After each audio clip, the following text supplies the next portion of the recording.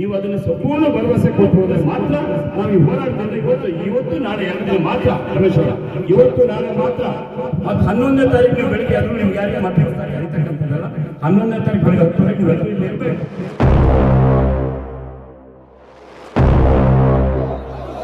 ನಮಗೆ ಬೇಕು, ಹೊರಕ್ಕೆ ಹೋಗ್ಬೇಕು. ಎಲ್ಲಿವರೆಗೆ ಹೋರಾಟ,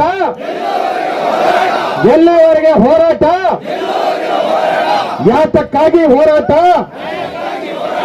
ಯಾತಕ್ಕಾಗಿ ಹೋರಾಟ, ಕಾನೂನಂತೆ ಕಾನೂನು, ಕಾನೂನಂತೆ ಏನ್ ಹೇಳ್ತಾರೆ, ಯಾವತ್ತೋ ಒಂದಿನ 80ನೇ ಇಸ್ವಿಲ್ ನೋಟಿಫಿಕೇಶನ್ ಆಗಿದ್ರೆ 80 ಹಿಂದೆ ಗ್ರಾಂಟ್ ಮಾಡಿದ್ರೆ ಒಪ್ಕೊಳ್ತಾರ ಅವರು ಸೆಟಲ್ಮೆಂಟ್ ಆಫೀಸರ್. 80 ನಂತರ ಏನಾದ್ರು ಇವರು ಸಾಗುವಳಿ ಮಾಡಿದ್ದ ದಾಖಲೆಗಳಿದ್ರೆ ಅಥವಾ ಹಕ್ಕುಪತ್ರ ಇದ್ರು ಅದನ್ನ ಅವ್ರು ರಿಜೆಕ್ಟ್ ಮಾಡಿ ಫಾರೆಸ್ಟ್ ಮಾಡಬೇಕು ಅಂತ ನಿಮಗೆ ವರದಿ ಕೊಡ್ತಾರೆ. ನೀವು ಅದನ್ನ ಕಾನೂನು ಪ್ರಕಾರ ಪರಿಶೀಲಿಸಿ DC ಕಳಿಸ್ತೀರಿ.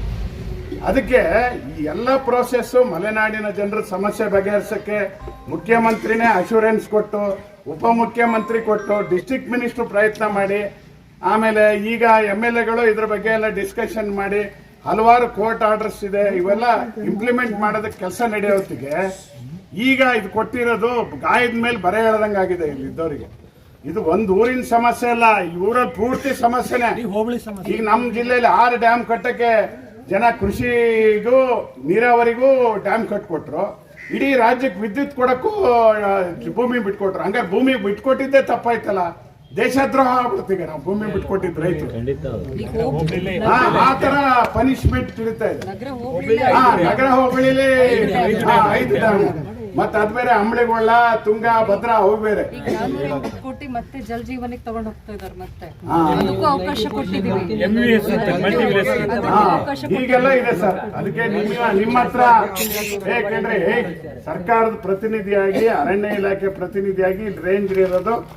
ಈಗ ಅವರು MLAಗಳು, ಮಿನಿಸ್ಟರ್ ಎಲ್ಲ CCFಗೆ, DCಗೆಲ್ಲ ಫೋನ್ ಮಾಡ್ತಾರೆ ಅಲ್ಲಿ ಹೋಗಿ ಬಗೆಹರಿಸ್ರಿ ಅಂತ. ಸರ್ಕಾರದ ಪರವಾಗಿ, ಅರಣ್ಯ ಇಲಾಖೆಯವ್ರ ಪರವಾಗಿ ನೀವು ಬಂದಿದ್ದೀರಿ. ನಿಮ್ಗೆ ನಿಮ್ ಕೈ ಕೆಳಗೆ ಅವ್ರು ಪರ್ಮನೆಂಟ್ ಆಫೀಸರು ಅಲ್ಲ, ಸೆಟಲ್ಮೆಂಟ್ ಆಫೀಸರ್ ಅಲ್ಲ. ಕಾನೂನು ಪ್ರಕಾರ ಸುಪ್ರೀಂ ಅವ್ರು ಏನ್ ರಿಪೋರ್ಟ್ ಕೊಡ್ತಾರೆ ಕೋರ್ಟು ಅದನ್ನೇ ಒಪ್ಪುತ್ತೆ, ಎಲ್ಲ ಅದೇ ಮಾಡುತ್ತೆ. ಆದ್ರೆ ಜನರಿಗೆ ಈಗ ಇಲ್ಲಿ ದೊಡ್ಡ ಸಮಸ್ಯೆ ಇದೆ. ನೀವು ಸಮಸ್ಯೆ ಪಟ್ಟಿ ಮಾಡಿದ್ರೆ ಈಗ ನಾವು ನಾಳೆ ಇಷ್ಟ ತನಕ ಕುತ್ಕೊಂಡ್ರೆ ಆಗಲ್ಲ, ಅಷ್ಟು ಸಮಸ್ಯೆ ಈ ಊರಿನವ್ರಿದೆ. ಈಗ ಅದಕ್ಕೆ ಆ ಸಮಸ್ಯೆಗಳ ಮಧ್ಯೆ ಈ ನೋಟಿಸು ಬಂದಿರೋದನ್ನ ಜನರನ್ನು ಉದ್ರೇಕ ಮಾಡಿದೆ. ಆಮೇಲೆ ಮಲ್ನಾಡಿನ ಜನ, ಸೌಮ್ಯ ಜನ, ಈಗ ನಮ್ಮ ಇನ್ಸ್ಪೆಕ್ಟರ್ ಇದ್ರು ಉತ್ತರ ಕರ್ನಾಟಕದವರು, ಅಲ್ಲಿ ನವಲ್ಗುಂದ, ನರಗುಂದದಲ್ಲಿ ತಾಲೂಕು ಆಫೀಸಿಗೆ ಬೆಂಕಿ ಇಟ್ಟಿದ್ರು ಜನ. ಬೆಳಗಾಂನಲ್ಲಿ ಕಬ್ಬಿನ ಬೆಲೆ ಜಾಸ್ತಿ ಆಗಿದ್ದಕ್ಕೆ ಎಲ್ಲ ಆಫೀಸಿಗೆ, DC ಆಫೀಸಿಗೆ ಬೀಗ ಹಾಕಿ ಟ್ರ್ಯಾಕ್ಟರ್ ಸುಟ್ಟರು. CM ಕರೆದು ಎಲ್ಲ ಬಗೆಹರಿಸ್ತೀನಿ, ಡೆಲ್ಲಿಗೂ ಕರ್ಕೊಂಡು ಹೋಗ್ತೀನಿ ಅಂತ ತೀರ್ಮಾನ ಮಾಡಿದ್ರು. ನಾವು ಸುಮ್ಮನೆ ಕೈ ಮುಗಿಯೋದು, ಪೇಟ ಹಾಕೋದು, ಹಾರ ಹಾಕೋದು, ಎಲ್ಲರಿಗೂ ನಮಸ್ಕಾರ ಅನ್ನೋದು ಅಧಿಕಾರಿಗಳಿಗೆ ಸೌಮ್ಯ ಸ್ವಭಾವ, ಗೌರವದಿಂದ ಇದ್ದಿದ್ದೇ ತಪ್ಪಾಗಿದೆ ಅಂತ ಜನರ ಅಭಿಪ್ರಾಯ.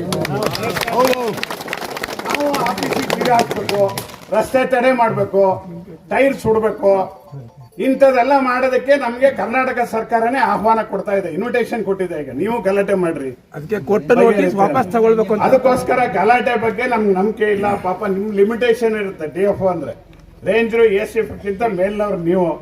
CCFಗೂ ಪವರ್ ಇಲ್ಲ, ಸೆಕ್ರೆಟರಿಗೂ ಅಷ್ಟು ಪವರ್ ಇಲ್ಲ. ಒಂದೊಂದ್ಸರಿ ಕೆಲ ವಿಚಾರದಲ್ಲಿ ಸರ್ಕಾರನೇ ತೀರ್ಮಾನ ತಗೋಬೇಕು, ಶಾಸಕಾಂಗ ತೀರ್ಮಾನ ತಗೋಬೇಕು. ಈಗ ತಕ್ಷಣನೇ ಈ ನೋಟಿಸ್ ಕೊಟ್ಟಿರೋದು ಜನರನ್ನು ಉದ್ರೇಕಗೊಳಿಸಿದೆ. ಕೂಡಲೇ ನೋಟಿಸ್ ವಾಪಸ್ ತೆಗಿಬೇಕು. ಇದು ಮುಂದುವರಿಸ್ತಾರೆ, ಹಗಲು ರಾತ್ರಿ ಮಾಡ್ತಾರೆ. ಮತ್ತೆ ಸಂದರ್ಭ ಬಿದ್ರೆ ನಮ್ಮ ಆಫೀಸಿಗೂ ಪಾಪ ರೇಂಜ್ರಿಗೆ ಹೇಳಿ ನಿಮ್ಮ ಆಫೀಸಿಗೆ ಸಾಂಕೇತಿಕವಾಗಿ ಬೀಗ ಹಾಕ್ತಿವಿ ಅಂತ ನಾವು ಹಾಕಿದ್ರು ಹಾಕ್ತಿವಿ, ಹೇಳಕ್ ಬರಲ್ಲ. ಪೊಲೀಸ್ನವ್ರು ನಮ್ನ ಹಿಡ್ಕೊಂಡು ಹೋದ್ರೆ ಹೋಗ್ಲಿ, ರಿಸರ್ವ್ ವ್ಯಾನ್ ತಂದಿದ್ದಾರೆ ಏನಂತ ಕಾಣ್ತದಲ್ಲ. DC ಅವ್ರನ್ನ ವಿರೋಧತ್ವವನ್ನು ಕರೆದು ಸಭೆ ಮಾಡಿದ್ವಿ. 2 ತಿಂಗಳಲ್ಲಿ ಈ ಭಾಗದವರಿಗೆ ನಾವು ಅದಕ್ಕೆ ಉತ್ತರ ಕೊಡ್ತೀವಿ ಅಂತ DC ಹೇಳಿ ಹೋಗಿದ್ವಿ. ಆದರೆ ಅವರು ಇಮಿಡಿಯೇಟ್ ಅವರು ಟ್ರಾನ್ಸ್ಫರ್ ಆದ್ರಿಂದ ಅದು ಅಲ್ಲಿಗೆ ಸ್ಥಗಿತ ಆಯಿತು. ಏನಾಗಿದೆ ಸರ್ ಇಲ್ಲಿ ಸಮಸ್ಯೆ ಅಂತಂದರೆ, ಇಲ್ಲೆಲ್ಲ ಮುಳುಗಡೆ ಆದಂಥವ್ರು. ಒಂದು ಆ ಕಡೆ ಹೋದರೆ KPC ಭೂಮಿ ಅಂತ, ಈ ಕಡೆ ಹೋದರೆ ಅರಣ್ಯ ಭೂಮಿ ಅಂತ. ನಮಗೆ ಸರಿಯಾದ ವಸತಿ ಕೊಟ್ಟಿಲ್ಲ, ನಮಗೆ ಸರಿಯಾದ ಯಾವುದೇ ಮೂಲಭೂತ ಸೌಕರ್ಯಗಳಿಲ್ಲ. ಇಲ್ಲಿ ಒಂದು ಸಣ್ಣ, ಈಗ ಅಣ್ಣ ತಮ್ಮ ಒಂದು ಮನೆಯಲ್ಲಿ ಪಕ್ಕದ ಒಂದು ಮನೆ ಕಟ್ಟಕ್ಕೆ ಹೋದ್ರು ಅರಣ್ಯ ಇಲಾಖೆ, ನಿಮ್ಮ ಇಲಾಖೆಯವರು ನಮ್ಮ ಜಾಗ ಅಂತಿದ್ದಾರೆ. ಸ್ಯಾಟಲೈಟ್ ಮುಖಾಂತರ ಕಂಪ್ಲೇಂಟ್ ಇದೆ ಅಂತಕ್ಕಂಥ ಅಂತಿದ್ದಾರೆ. ಈಗ ಇವರಿಗೆಲ್ಲ ನೋಟಿಸ್ ಕೊಟ್ಟಿದ್ದಾರೆ, ನೀವೆಲ್ಲ ನಿಮ್ಮ 1980 ಹಿಂದಿಂದು ಆದೇಶ ತಗೊಬನ್ನಿ ಅಂತ. ಎಲ್ಲ 100 ವರ್ಷದಿಂದ ಇದ್ದಾರೆ. ಆದರೆ ಎಲ್ಲ ನಮ್ಮ ಭಾಗದ ಜನ ಅನಕ್ಷರಸ್ಥರು, ಮುಗ್ಧರು. ಯಾವುದೇ ಕಾನೂನಾತ್ಮಕ ನೋಟಿಸ್ ಒಂದು ನಿಮಗೆ ಒಂದು 100 ಮನೆ ಒಂದು 20 ಮನೆ ಸಿಗ್ಬೋದು, ಇನ್ನುಳಿದ್ರೆ 80 ಮನೆ ವಿಷಯ ಕೊಟ್ಟು ಸಾಯ್ಬೇಕು ಅಂತ ಪರಿಸ್ಥಿತಿ ಇದೆ. ಹಾಗಾಗಿ ನಾವು ರಾಜ್ಯಕ್ಕೆ ಬೆಳಕು ಕೊಟ್ಟಂತ ನಾವು ನಮ್ಮ ನಗರ ಹೋಬಳಿಗೆ ಇರ್ತಕ್ಕಂಥ ಈ ಪ್ರಪೋಸಲ್ ಫಾರೆಸ್ಟ್ ಯಾವುದೇ ನಮಗೆ ಕ್ಲಾರಿಟಿ ಹೋದ್ರೆ 911 ನಾವು ಮನೆ ಕಟ್ಟಬೇಕು, ಒಂದು ಲೋನ್ ಮಾಡಬೇಕು ಅಂತ 911ಗೆ ಹೋದ್ರೆ ನಮಗೆ PFL ಈ ಪ್ರಪೋಸಲ್ ಫಾರೆಸ್ಟು ಅದು ಅರಣ್ಯ ಇಲಾಖೆಗೆ ಸಂಬಂಧಪಟ್ಟಿರ್ತಕ್ಕಂಥದ್ದು ಇನ್ನೂ ಕ್ಲಾರಿಟಿ ಆಗಿಲ್ಲ, ಕೊಡಕ್ಕೆ ಬರಲ್ಲ ಅಂತ ಯಾವುದೇ ಒಬ್ಬ ಬದುಕಿದ ಪರಿಸ್ಥಿತಿ ನಾವು ಬಂದಿದ್ದೇವೆ. ನಮ್ದಿಲ್ಲಿ ಬೇಡಿಕೆ ಏನಂದರೆ ಆ PFL ತೆಗಿಬೇಕು ಮತ್ತು ಈ ನೋಟಿಸ್ ಕೊಟ್ಟಿರ್ತಕ್ಕಂಥ ಸೆಟಲ್ಮೆಂಟ್ ಆಫೀಸರ್ ಅವ್ರು ನಿಮ್ಗೆ ಗೊತ್ತಿರ್ತಕ್ಕಂಥದ್ದು, ಮೊದಲು ಯಾರೊಬ್ಬರು ಇದ್ರು, ಈಗ ಅವ್ರು ಲೇಡಿ ಇದ್ದಾರೆ, ಆ ನೋಟಿಸ್ ವಾಪಸ್ ತಗೊಂಡು ಈಗ ಸರ್ಕಾರ SIT ರಚನೆ ಮಾಡಿರೋದ್ರಿಂದ ಅವೆಲ್ಲ ತೀರ್ಪು ಬರೋವರೆಗೂ ನಮ್ಮ ಭಾಗದ ಯಾವುದೇ ಜನರಿಗೆ ತೊಂದರೆ ಆಗಬಾರ್ದು ಅಂತ ಫಾರೆಸ್ಟ್ ಅಲ್ಲಿ ನಾವೇನು ಮುಳುಗಡೆ ಆದವರು ಫಾರೆಸ್ಟ್ ಅಲ್ಲಿ ಹೋಗಿ ಮನೆ ಮಾಡ್ಕೊಂಡಿದೀವಿ. ಅಣ್ಣ ತಮ್ಮದಿಕ್ಳು ಏನೋ ಹಾಲಾದಾಗ ಅಣ್ಣನ ಮನೆ ಬಿಟ್ಟು ತಮ್ಮ ಮತ್ತೊಂದು ಮನೆ ಮಾಡ್ಬೇಕಾಗತ್ತೆ. ಎಲ್ಲೋ ಒಂದು ಗುಂಟೆ 2 ಗುಂಟೆ ಒತ್ತುವರಿಗೆ ಇವರು ನೋಟಿಸ್ನ ಕೊಡ್ತಾರೆ. ಅದೇ ನಮ್ಮ ಮಧು ಬಂಗಾರಪ್ಪನವರು ಜಿಲ್ಲಾ ಉಸ್ತುವಾರಿ ಸಚಿವರು ಒಂದು ಹೇಳಿಕೆ ಕೊಟ್ಟರು, 3 ಎಕರೆ ಒತ್ತುವರಿ ಯಾರಿಗೂ ಕೂಡ ನಾವು ಬಿಡಿಸೋದಿಲ್ಲ ಅಂತ. 3 ಎಕರೆ ಅಲ್ಲ, ಅರ್ಧ ಎಕರೆ 1 ಗುಂಟೆ ಒತ್ತುವರಿ ಮಾಡಿದ್ರು ಕೂಡ ಬಿಡಿಸ್ತಾ ಇದ್ದಾರೆ. ಇದು ಫಾರೆಸ್ಟ್ ಇಲಾಖೆಯವರು. ಈ ಫಾರೆಸ್ಟ್ ಇಲಾಖೆಯವ್ರನ್ನ ನಾವು ದೂರದಂದ್ರೆ ಅವರು ಕೂಡ ಈಗ ನಮ್ಮ ಏನು ರಸ್ತೆಯಲ್ಲಿ ಓಡಾಡ್ತಾರಲ್ಲ ಅದು ಕೂಡ ರೆವಿನ್ಯೂ ಅಲ್ಲ, ಅದು ಫಾರೆಸ್ಟ್. ಅವರು ಕೂಡ ರಸ್ತೆಯಲ್ಲಿ ಓಡಾಡೋದು ಬೇಡ. ಅವ್ರು ಏನು ನಮ್ಮ ಸುಬ್ರಹ್ಮಣ್ಯ ಹೇಳ್ದಂಗೆ ಅವ್ರು ಕಾಡಲ್ಲಿ ಇರಲಿ, ನಾವು ಊರಲ್ಲಿ ಇರ್ತೀವಿ ಅಂತ.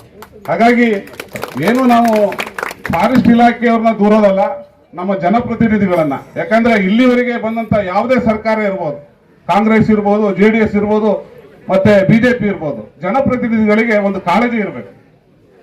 ಇಡೀ ರಾಜ್ಯಕ್ಕೆ ಬೆಳಕನ್ನು ಕೊಟ್ಟಂತ ನಮ್ಮ ನಗರ ಹೋಬಳಿ ಇವತ್ತು ಕತ್ತಲೆಯ ಕೋಣೆ ಆಗಿದೆ.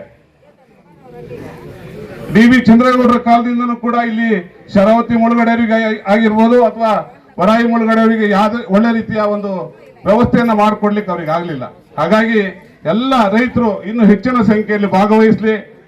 ನಾವೆಲ್ಲರೂ ಕೂಡ ಪಕ್ಷಾತೀತವಾಗಿ ಈ ಹೋರಾಟಕ್ಕೆ ಬೆಂಬಲವನ್ನ ಕೊಡ್ತೇವೆ ಅಂತ ಹೇಳಲಿಕ್ಕೆ ಬಯಸ್ತಾ, ಈಗಾಗಲೇ ಜ್ಞಾನೇಂದ್ರನ್ ಅವರಿಗೆ ಫೋನ್ ಮುಖಾಂತರ ಮಾತಾಡಿದ್ದೀನಿ. ಅವರು ಸೆಷನ್ ಅಲ್ಲಿ ಇದ್ದೀನಿ ಅಂತ ಹೇಳಿದ್ರು, ಮತ್ತೆ DC ಮತ್ತೆ CCF ಅವರಿಗೆ ಮಾತಾಡ್ತೀನಿ ಅಂತ ಹೇಳಿದ್ದಾರೆ. ಖಂಡಿತವಾಗಿ ಅವರು ಸೆಷನ್ ಮುಗಿದ ನಂತರದಲ್ಲಿ ನಗರ ಹೋಬಳಿಯಲ್ಲಿ ಒಂದು ರೈತರ ಒಂದು ಸಮಸ್ಯೆಯನ್ನು ಕೇಳೋದಕ್ಕೆ ಒಂದು ಸಭೆಯನ್ನ ಮಾಡೋಣ ಅಂತ ಹೇಳಿದ್ದಾರೆ. ತಾವೆಲ್ಲರೂ ಆ ಸಭೆಗೆ ಬರಬೇಕು. ಅದೇ ರೀತಿಯಲ್ಲಿ ಈ ಸಮಸ್ಯೆ ಬಗೆಹರಿಯುವವರೆಗೂ ನಾವು ಇಲ್ಲಿ ಹಗಲು ರಾತ್ರಿ ಅಂದೇ ಹೋರಾಟವನ್ನು ಮಾಡಿ ಜಯ ಸಿಗೋವರೆಗೂ, ಹಕ್ಕುಪತ್ರ ಸಿಗೋವರೆಗೂ ನಾವು ಈ ಜಾಗವನ್ನ ಬಿಟ್ಟು ಕದಲಲ್ಲ ಅಂತ ಹೇಳಲಿಕ್ಕೆ ಬಯಸಿ ಗೌರವ ಕೊಟ್ಟು ನಾವು ಇವತ್ತೆಲ್ಲರೂ ಕೂಡ ಹೇಳ್ತೇವೆ ಎಲ್ಲರ ಪರವಾಗಿ. ಆದ್ರೆ 11ನೇ ತಾರೀಕು ಬೆಳಗ್ಗೆ ನಾವು 11 ಗಂಟೆಗೆ ಎಲ್ಲರೂ 10 ಗಂಟೆ ನಾವು ಇರ್ತೀವಿ. ನೀವು 10:30 11 ಗಂಟೆ ಒಳಗಡೆ ಅವ್ರು ಕರ್ಕೊಂಡು ಬರ್ತಕ್ಕಂಥ ನೀವು ಭರವಸೆ ನೀವು ಇಲ್ಲಿ ಕೊಟ್ಟಿದ್ದಕ್ಕೆ ಅದನ್ನು ಬಗೆಹರಿಸ್ತೀವಿ ಅಂತಕ್ಕಂಥ ನಿಟ್ಟಿನಲ್ಲಿ ನೀವು ಒಂದು ಭದ್ರವಾದ ಮಾತಾಡೋದಕ್ಕೆ ನಾವೆಲ್ಲರೂ ಒಪ್ಕೊಳ್ತೀವಿ. ನೀವು ಅದನ್ನು ಸಂಪೂರ್ಣ ಭರವಸೆ ಕೊಟ್ಟು ಹೋದ್ರೆ ಮಾತ್ರ ನಾವು ಈ ಹೋರಾಟದಿಂದ ಇವತ್ತು ನಾಳೆ 2 ದಿನ ಮಾತ್ರ, ರಮೇಶ್ ಅವರು, ಇವತ್ತು ನಾಳೆ ಮಾತ್ರ. ಮತ್ತೆ 11ನೇ ತಾರೀಕು ನೀವು ಬೆಳಿಗ್ಗೆ ಎಲ್ಲರೂ ನಿಮ್ಗೆ ಯಾರಿಗೂ ಮತ್ತೆ ಹೊಸದಾಗಿ ಕರೀತಕ್ಕಂಥದ್ದಲ್ಲ. 11ನೇ ತಾರೀಕು ಬೆಳಿಗ್ಗೆ 10 ನೀವೆಲ್ಲರೂ ಇಲ್ಲಿ ಇರಬೇಕು. ಸಾರ್ವಜನಿಕರು ತಾವೆಲ್ಲ ಇಷ್ಟು ದಿನ ಕಷ್ಟ ಆಗಿದೆ ನಂಗೆ ಗೊತ್ತಾಗ್ತಿದೆ ಪಾಪ. ಅದಾಗೂ ಸಹ ಬೆಳಗ್ಗೆಯಿಂದ ಇಲ್ಲಿ ಇನ್ನೂ ಒಂದು ಶಾಂತಿಯುತವಾಗಿ ಈ ಥರ ಒಂದು ಧರಣಿ ಮಾಡ್ತಾ ಇದ್ದೀರಾ. ನಿಮ್ದ ಒಂದು ಇದು ಮಾಡಿಕೊಂಡು ನಾನು ಗ್ಯಾರಂಟಿ ಅವ್ರಿಗೆ ನಿಮಗೆ ಅಶ್ಯೂರೆನ್ಸ್ ಏನು ಕೊಡ್ತೀನಿ ಅಂತಂದರೆ, ಅವರು ಕೊಟ್ಟಿರೋದು ರೀತಿನೂ ತಪ್ಪಿದೆ. ನಾನು ಮೇಲ್ನೋಟಕ್ಕೆ ಗಂಡು ಬಂದಿರೋದಿದೆ, ಅವರು ಹೊಸದಾಗಿ ಬಂದಿರೋದ್ರೆ ನಾನು ಹೊಸದಾಗಿ ಬಂದಿದ್ದೀನಿ. ನನ್ನ ಗಮನಕ್ಕೆ ಬರ್ದೇನೆ ಅವ್ರು ನಿಮ್ಗೆ ಕೊಟ್ಟಿದ್ದಾರೆ, ಅಥವಾ ನಮ್ಮ ಇಲಾಖೆದವ್ರ ಗಮನಕ್ಕೆ, ನಮ್ಮ ಒಂದು ಸಿಬ್ಬಂದಿ ವರ್ಗದವ್ರು ಗಮನಕ್ಕೆ ಬರ್ದೇನೆ ಕೊಟ್ಟಿದ್ದಾರೆ. ಸೊ ಅದಕ್ಕೆ ನಾವು ಫಸ್ಟ್ ಟೈಮ್ ಇದು ಈ ಥರ ಕಾಡಿಗೆರೆ ಗ್ರಾಮದ ಒಂದು ಇಶ್ಯೂ ಇದರಿಂದ ನನಗೂ ಯಾವುದೇ ಥರ ಒಂದು ಅರ್ಜಿನೂ ನೋಡಿಲ್ಲ ನಾನು. ಅದಕ್ಕೆ ತಮಗೊಂದು ರಿಕ್ವೆಸ್ಟ್ ಮಾಡ್ತಾ ಇದ್ದೀನಿ ಅಂತಂದ್ರೆ 11ನೇ ತಾರೀಕಿಗೆ ಅವ್ರಿಗೆ ಕರ್ಕೊಂಡ್ ಬರ್ತೀನಿ. ತಮ್ಮ ಹಂತದಲ್ಲಿನೂ 4-5 ಜನ ಬಂದು ಒಂದು ಇತ್ಯರ್ಥ ಮಾಡಿ 11ನೇ ತಾರೀಕಿಗೆ ಒಂದು ಅವ್ರಿಗೂ ಸ್ವಲ್ಪ ಕಾಲಾವಕಾಶ ಕೊಟ್ಟು ಅವರು ಬರ್ತಾರೆ. ನಾನು ಹೇಳ್ತೀನಿ, ನಾನು ಬರ್ತೀನಿ. ನಿಮ್ದೇ ಜವಾಬ್ದಾರಿ ಅಲ್ಲ, ಈಗ ನೀವು ಸೀನಿಯರ್ ಆಫೀಸರ್ ಆದ್ರಿಂದ, ಒಬ್ಬರು IFS ಆದ್ರಿಂದ ನಿಮ್ಮ ಹತ್ರ ಸಾಧ್ಯ ಅಂತ